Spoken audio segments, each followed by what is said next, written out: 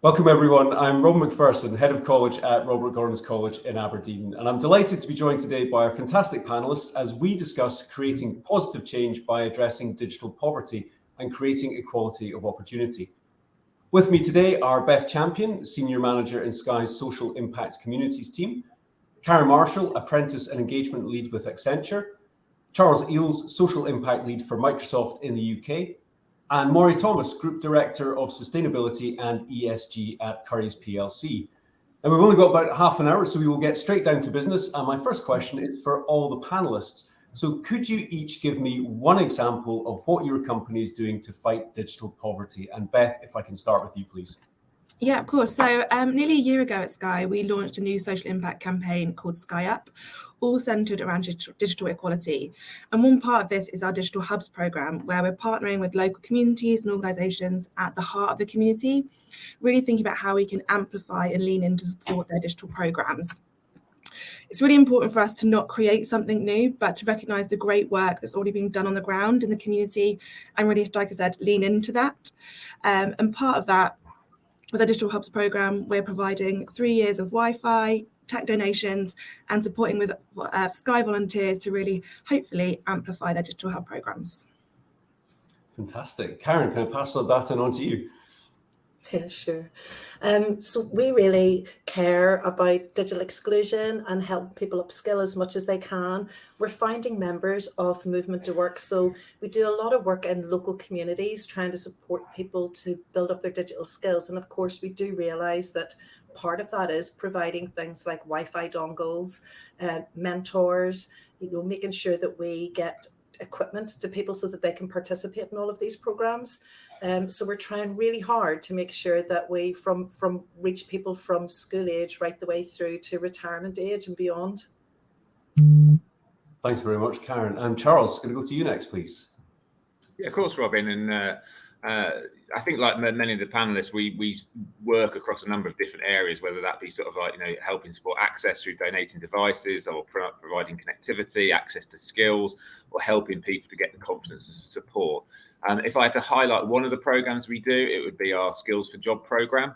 At a high level, sort of Skills for Job provides free access to over 350 courses. And we've actually launched some new career essential certificates for 6 of the most in-demand jobs in the digital economy. The content ranges all the way from what we call foundational skills, so digital literacy and productivity, soft skills and entrepreneurship, so that anybody, regardless of their current digital fluency level, can gain or improve their basic digital skills. And then in addition to that, working with our friends at LinkedIn, we've analysed all the job postings to determine 6 of the most in-demand tech and tech-enabled roles. So administrative professional, project manager, business analyst, systems administrator, software developer, and data analyst. And these are roles that really show explosive growth. Project manager, for example, expected to actually sort of like to need 25 million new project professionals by 2030. And we really understand that the people need to have the ability to learn and showcase the skills that they get, and help people to get a foot in the door with a new company or find a new role within their organisation.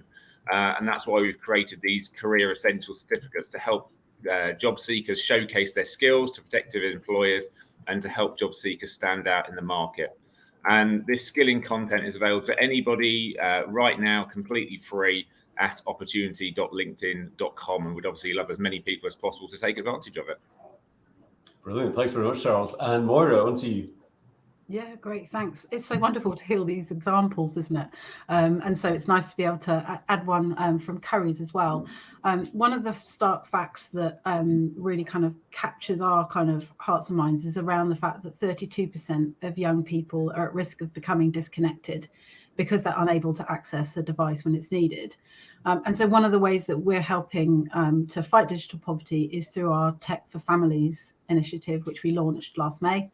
And to do this, we're working with Pennies. They're a charity that encourages and facilitates charitable giving through micro donations, and our customers can choose to give just 25p at the till across the UK. And all of those funds then come together into our Tech for Families scheme. And we're using that to provide laptops with Microsoft Office, antivirus, and where required, limited connectivity as well. And that's all going to families in need. Families can apply. It's really straightforward. It just needs a simple verification. It's not means tested. And that verification can be from a professional that knows the family. So it might be a teacher or a librarian, for example. We're running this in 5 areas currently within the UK, which includes Ayrshire in Scotland, an area in Wales, and a couple of areas in England as well. Demand is so high in those 5 areas. So there's much to do, but I'm really thrilled that we're able to say that each day we're raising enough money to provide 2 families with a much needed device.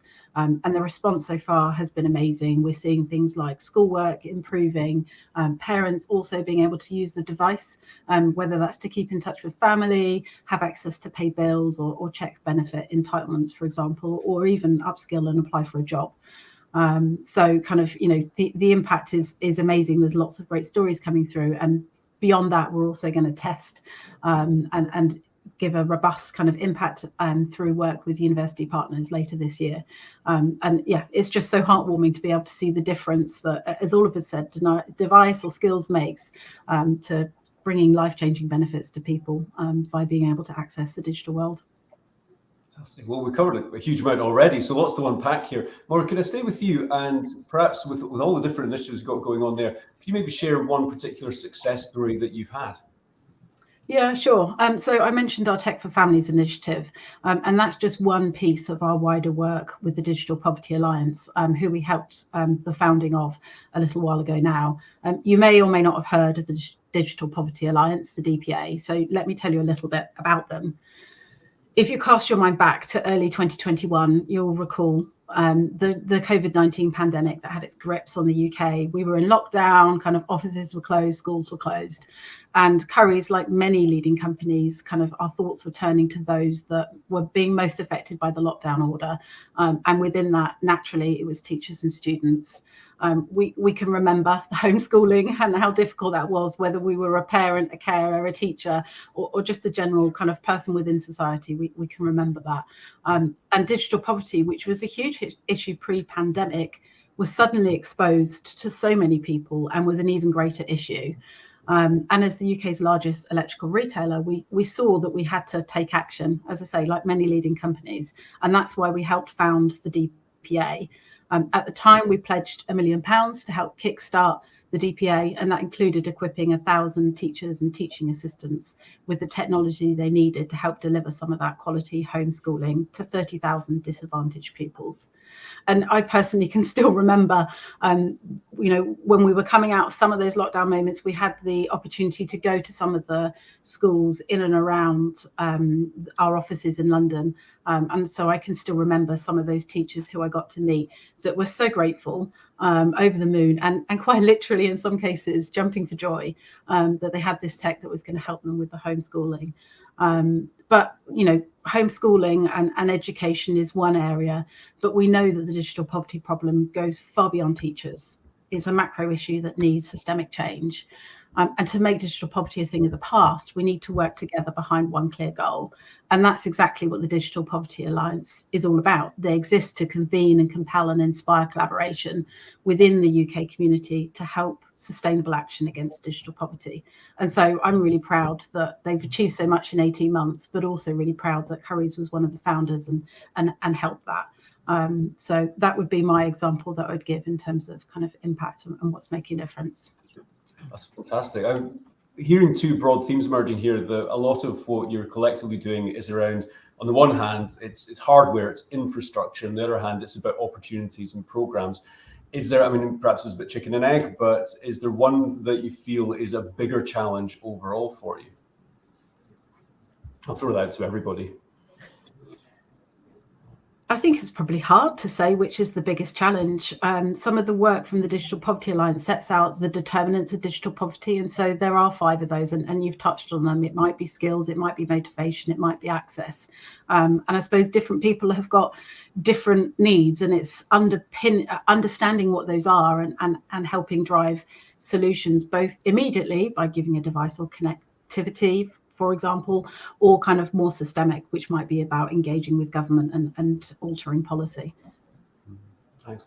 Charles, you covered an awful lot in your introduction there. So what exactly are Microsoft doing then to help young people get into careers in technology? Yeah, thanks, Robin. And I think that's a really great point in terms of there's so much sort of like going on. One of the big focuses of our work is actually around sort of skills for jobs. We have a commitment in the UK as Microsoft that we've committed to helping 1.5 million people get digital skills and connect 300,000 to employment by 2025. In the team that I run in the UK, the social impact team, we focus our efforts specifically on those that are underserved, underrepresented in society, whether that's due to their economic situation, their gender, ethnicity, disability, and generally those are people who are furthest away from employment and with multiple issues. And we have a strong focus around young people. We fundamentally believe that, as the saying goes, that sort of like that talent is everywhere, but opportunity is not. And so we're passionate about working with a number of partners, including Catch-22, Generation and the Prince's Trust, to try and provide digital equity to young people across the UK. Just going into a little bit of detail about some of those programs, that we have a program with Catch-22 called Digital Edge, which is a digital skills and employment program for young people with social barriers to work. It's a 4-week program, helps participants to gain access to vital sort of skills. It gives them insight into the technology sector, hopefully helps improve their employability and social skills, builds their confidence, and allows them to apply for an apprenticeship or an entry-level digital job. And we provide, as part of that program, 6-month support from a Catch-22 career coach. With Generation, we've created some data analyst and IT support and cybersecurity boot camps, which enable young people in just 12 weeks to get entry-level jobs. And so far, we've seen 70% of those that have graduated have gained employment within 6 months. And with the Prince's Trust, we've created digital skills pathway to help young people in Wales to get skilled, certified and into jobs, as well as helping support them to create a learning hub which benefits young people across the whole of the United Kingdom. And with this focus, we're just really, really proud that sort of like that we can, we've helped hundreds of young people to get skilled, to get certified, and hopefully to get them, and most importantly, into stable long-term employment. But I think, as what Maura was sort of saying earlier, I think, that's part of it. We can help provide the skills to some fantastic sort of like programs out there that also help people who need it to actually be able to get access to devices or get access to connectivity. So we very much sort of think we're sort of like part of that puzzle, and it's great to hear all the other great work that's sort of like going on. What's the response been like when we're throwing out these fantastic opportunities? Is the uptake really strong? Yeah, we're very fortunate that sort of like with these programs that sort of like that we have both really strong sort of like referrals onto the program. So you wouldn't be surprised to, we work with lots of people in the areas where we run these programs, whether that's be the job centre, whether it's community partners as well. So we're always keen to get sort of like referrals onto these programs. But yeah, we've had great success in having, as I said, we've got hundreds of people going through each of those sort of like different programs as well. And the great thing is sort of like, we're not just focused around sort of like, just giving people the sort of skills. We're really passionate about making sure that sort of like we're taking those sort of skills and giving people those employment opportunities as well. So that's what we're really proud about, is that conversion actually into sort of like sustainable long-term jobs. Fantastic. I mean, that's a good moment perhaps to come to you, Beth, and ask about what Sky are doing in terms of inspiring the next generation to use the skills that they've got in a different way. Yeah, so there's a couple of ways we're doing this at Sky. So the first thing is, I think, about looking at the group of individuals and seeing where their passions and interests lie, and seeing how we can somehow, in some cases, improve their digital skills without them even realizing it. So there's a couple of ways we do that. The first one is through our Sky Up Academy studios, where we either invite young people onto our sites, or we've got an e-vehicle which takes the immersive experience out to the most deprived areas around the UK, but also into our territory countries. And it's highlighting new opportunities for people, and young people in particular, and giving them new experiences to see how their skills and where their interests might lie. So that might be behind the camera, as directing it. It might be as an editor of a VT. So really thinking about how we can tap into those interests and spark a new passion to then go explore in their own way. Through our Digital Hubs program, it's also around giving them the opportunities to have access to tech. And like Maura and Charles said, it's also that chicken and egg debate of, do we give them devices first or the opportunities? This already comes into it. So we're trying to tackle the digital skills element with new tech. So we do donate laptops and iPads and things, but also we're donating podcast starter equipment kits, ring lights, cameras, really thinking about how they can use their passion, their interests to learn these, to learn new digital skills in different ways. And then hopefully once they've sparked that passion, they'll go and explore more, improve their skills, and then potentially lead on to developing new skills, especially as we all know that, jobs in 10 years' time will probably look very different to what they are today. So actually how we, providing opportunities for young people to explore their own skills and develop new things even more. So, thinking about how we tap into creativity, creative industry, sport, climate change, really think about how we can tap into their passion, give them lots of opportunities, and then hopefully create those new opportunities within the workforce, whether that's with Sky or other companies down the line. So I find this really fascinating, Beth, coming from a schools background, that a lot of what you're talking about there are not opportunities that are readily available within schools. I have worked in schools that have had like a radio station and a sort of pupil-led TV station, and they're learning content generation, but it's not necessarily common. But kids are generating their own content all the time on platforms like TikTok and so on. So with the young people that come to you, do you find that there's actually an element of where you've got to start with the very basics, or have they already got this sort of raw potential that you're just trying to tease out of them? I think the key thing is you can't look at it as a whole. So like I said, with our Digital Hubs program, we work really closely with each individual partner we're working with to understand the needs. And some of those charities and organisations are very much at the beginner level. And so actually they need the basic laptops to just have that initial starter confidence and get them online and get them physically connected. Whereas others are more developed and their young people are, for whatever reason, whether that's their background, their previous opportunities, or just where they've grown up, they've just been influenced in other ways. They're much more, have a different focus when it might be on music or creating photography or social assets and things, especially these days with social media. Creating content is just huge.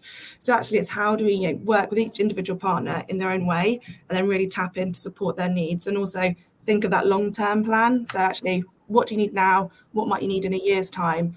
And our programs, we try and have, the Digital Hubs program is 3 years to hopefully build and develop those skills over time and look at that growth, not just that snapshot now. What sort of impact do you think you're going to see within your own workforce if we're training up these young people with all these fantastic new skills and opportunities? Are you expecting to see a difference in the type of people that are applying for jobs and perhaps hopefully breaking down these barriers to opportunity? Hopefully. Like I said, we're very, very early days of the people that we're sort of seeing coming through the doors. I think one thing for us that we're noticing is the retention and actually how it's really empowering and making our own workforce really proud of what we're doing. And by getting those guys out into the community to give back, they're learning new skills and seeing their own products from a completely different viewpoint. So whether that's getting young people to help with some of our music content for a recent VT, actually it brought a whole new dynamic to the creative team. So I think it's, like I said, it's very early days, but fingers crossed we should see hopefully a new impassioned, a new workforce come through different skills, but also really thinking about how we can upskill, but also retain our guys and empower and impassion those guys as well. Fantastic. Karen, if I could come to you and ask, not everyone will have had these opportunities at the first time of asking, or maybe they've taken on a course or had a go at something that hasn't worked out for them. So how do we actually provide really valuable and meaningful second chances, perhaps, to those who didn't perhaps find their pathway on the first time of asking? I think this is such an important area of work. We all think back to when we were young and the path that we've taken to get to the jobs that we're in now. And for some people, it's great, they go to school, they have a clear idea about what they want to do. They follow that through higher education and then they find employment, and that's great. But there's an awful lot of young and older people now where that pathway was not so straightforward and not so clear. And it's okay to change your mind. It's okay to think, I really want to do this when you're 16, 17, 18 years of age. And then down the line, realize you want to do something different. And I think digital skills provide so many opportunities to work across all sectors that it's key for us to make sure we're reaching out into communities to people of all ages, young and old, to let them know that there's lots of job opportunities. And of course, we work with them to help them develop those skills. So, for example, in England, I have some programs for degree apprenticeships where there are no minimum entry requirements. So, if you come to me with absolutely no qualifications, I can get you through to achieve a degree in 3 years. And we have had hundreds of people who've taken that opportunity up. Likewise, we have some people that we find who've dropped out of university, who have completed a degree in a subject, but they want to re-career and switch. So again, we have entry-level opportunities for people at all skills levels to develop those skills and to progress, hopefully with ourselves. But, for me as well, it's about understanding that not everybody wants to come and work for Accenture. We also in England have given away £1 million of our levy in partnership with Multiverse and Microsoft to try to help SMEs and micro businesses access the opportunities that apprenticeships can bring to help people start or kickstart or restart a career. And we also have a fantastic partnership with an online learning platform called Future Learn, which, a bit like Charles was describing earlier, allows people to dip their toe into the water and have a look at different areas of technical skill to see if it's something that either would help them in their business and better understand how technology and digital skills can empower and improve their business, or whether it is a career that they want to join and develop. So I think it's really important to make sure that as wide an audience as possible understand that those opportunities are there, and that apprenticeships aren't just for school leavers, they are for everybody. And I've got apprentices in their 40s who would shout that from the rooftops, and love the fact that they've had that chance to re-career. I think that there's multiple things there that I come across working in the world of education, is that certainly the idea that younger people are digital natives and those of us that are sort of Gen X and above are not, because we haven't grown up with that level of technology, it just isn't true. Actually, it's not really the case. There are plenty of people, age shouldn't be a barrier to engaging with technology and reskilling or upskilling. And also, of course, that we've got to prepare kids. We hear a lot about the jobs for the future haven't been imagined yet, but actually it's more that kids will have multiple careers, and that you're going to end up having to think about transitioning from one career to another. So my parents stayed in the same career pretty much their whole life. I probably will as well. But the pupils I teach might have 4, 5, 6 different careers. So actually getting used to learning how to learn, and metacognition is a big part of what we do, is the best way to prepare for that. So what sort of approach do you get to the word apprentice? Because that's another thing I come across is often parents think, they hear apprenticeship and they think that that's not a good thing, or that it's quite a low level thing. Actually, the range of apprenticeships available today is just phenomenal. So what would you say to a parent that I'm recommending an apprenticeship to one of my pupils, and the parents saying, I'm not sure about that? What would you say to them? I think that's actually really another really important area to discuss, because even within education, sometimes teachers will contact me and say, it's coming up to exam results time. How can we make opportunities more aware of apprenticeships to those young people who maybe won't achieve the grades that they had hoped for? And, I always think sometimes people think that an apprenticeship is the runner-up. It's like your plan B. And actually, if you think about it, apprenticeships are actually really challenging. People are working full time. They're absolutely at the coalface. They are working with clients. They are, creating very valuable pieces of work and studying either for, I've got a conversion master's apprenticeship for anyone who has done a degree in a non-technical subject. And to really understand and to really try to get that message across to parents, carers, and young people that the apprenticeship doesn't just give you the qualification. And especially in England, it doesn't just give you that free degree without any student debt, but you also have years of valuable experience that, when you look at a CV, can push you miles ahead of somebody graduating at the same time. So I do think that it's really important for people to understand that an apprenticeship is a job.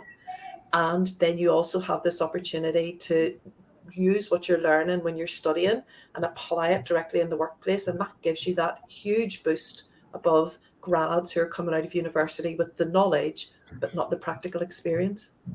Absolutely. Thanks very much for that. Got one eye on time. So we've got a preliminary question here that I'd like all of you to have a go at answering. And today's call to action is come ready to listen and leave ready to act. So what do you think our viewers today need to hear, and what would you encourage them to do? And I'm going to go around the screen, as I can see it, at least. Moira, going to start with you. Yeah, sure. So I think, we've all kind of highlighted the different ways that we're helping and how real digital poverty is as a problem. I think one of the things that probably adds to that, even though we don't need to, is the kind of the mounting fears of the cost of living crisis and how that is actually worsening digital poverty even further. One of the things that we did was some research with the DPA and YouGov a couple of months ago. And rather frighteningly, it was revealing that 1 in 3 UK adults have actually cut back their spending on digital access. Now, it might be that they're switching to cheaper, less comprehensive broadband or mobile phone plans, or they might be downgrading their phone or the laptop devices, whether that's buying cheaper models, delaying upgrades, things like that. And yet, despite that, in that same research, we were finding that 89% of UK adults believe that personally having access to the internet is important, whether that is for paying bills, accessing work, for kind of their own learning or children's learning, for example. So a real dichotomy there where we've got kind of people cutting back on spending because of the cost of living crisis, yet they're really seeing the value of having digital access. So I think my kind of call to action is that we all know that we want to create equal opportunities, including for children to have equal learning opportunities, whether that's in a pandemic or not. So really what we need is for everyone, as we're all saying, to come forward and help kind of tackle the digital divide. Thank you, Maura. Beth, can I go to you next, please? Yeah, of course. So there's 3 things that I'd recommend.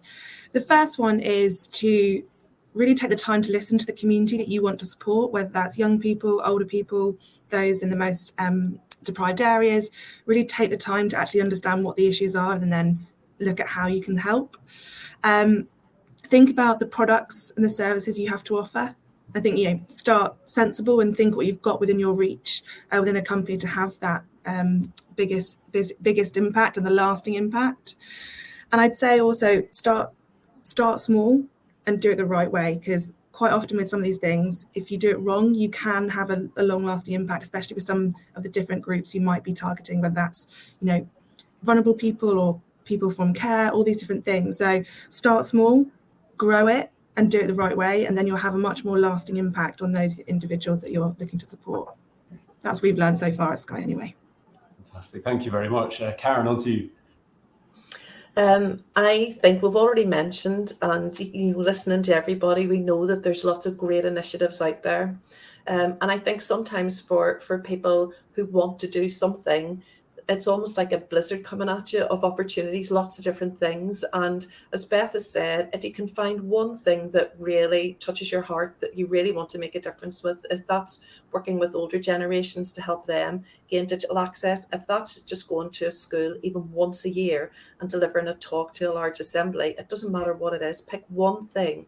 And if everybody in business, out in the communities just did one thing once a year, it could have a massive impact. And, as Beth said again, start small, just pick that one thing and do it. And I think that's key. Absolutely. Couldn't agree more. Charles, the last word goes to you. Thanks, Robin. And I've said it's not the best thing says having to follow sort of 3 great answers, and also sort of like I'm sure that the people in the call actually, the many people listening are actually doing some fantastic work in this sort of space as well. So I don't want to sort of teach people to sort of suck eggs. I think in terms of sort of like what hopefully people have heard today, which I think is I'd focus on is that whole thing about sort of like wherever somebody is, I think there are now sort of like a really great range of programs to enable them to be successful from a skills point of view. So whether it's sort of like all this free skills materials and that's available, whether it's sort of like pre-apprenticeship program, whether it's boot camps, whether it's apprenticeships, there is now sort of like a wealth of resources in different ways, as well as the formal education system, for people to get into sort of tech roles, to get into tech-enabled roles as well. So wherever you are, whether you call it a second opportunity, etc., there are ways that you can actually get into these jobs. And I think the other thing to think about is that sort of like, particularly in the IT sort of sector, companies in the IT sector are looking to actually increase their diversity and inclusion. We know it's good for business. So often the people I come across just don't think of themselves as being somebody who is sort of like a typical IT person. And I think, the interesting thing is we're actually looking for people who aren't that typical IT person and looking for people with those sort of different lived experiences. So I think sort of like, you're probably far more attractive than you think you are in terms of sort of like, to get a job in that industry. And then just to sort of like build on it, I think in terms of sort of like, I was just going to sort of like build on the last point. I think, do find something you're very passionate about, do that. But I think the other thing is, have you heard some fantastic programs that exist as well? I think one of the things I would sort of say is we as Microsoft, we know that sort of like in this sort of space, the problems we're trying to tackle, and we're all very lucky on the call today that sort of like that we do it as a day job. But, the problems we're trying to solve here are too big for any of us to actually sort of solve on our own. So what I would sort of think about is sort of like, just think about sort of like, where there are opportunities to actually sort of like partner and work with others to build relationships, to actually have a greater social impact, and also to try and make sure that we, in a way, don't duplicate efforts, that we get behind sort of like causes together and actually can make a sort of bigger difference as well. So whether that's the Digital Poverty Alliance, whether it's sort of like through things like the Good Things Foundation, etc., but we very much look to sort of see where there's opportunities to work with others and to partner to have that greater social impact as well. And the more people who can do the same, I think the better. Thank you so much. To Moira, to Beth, to Charles and Karen, thoroughly enjoyed the discussion today. A good panel discussion always leaves you wanting a bit more. I think we could run that for another 2 or 3 hours at least. So much to unpack. And to everyone at home, I hope you've enjoyed that and enjoyed the rest of the summit. Thank you.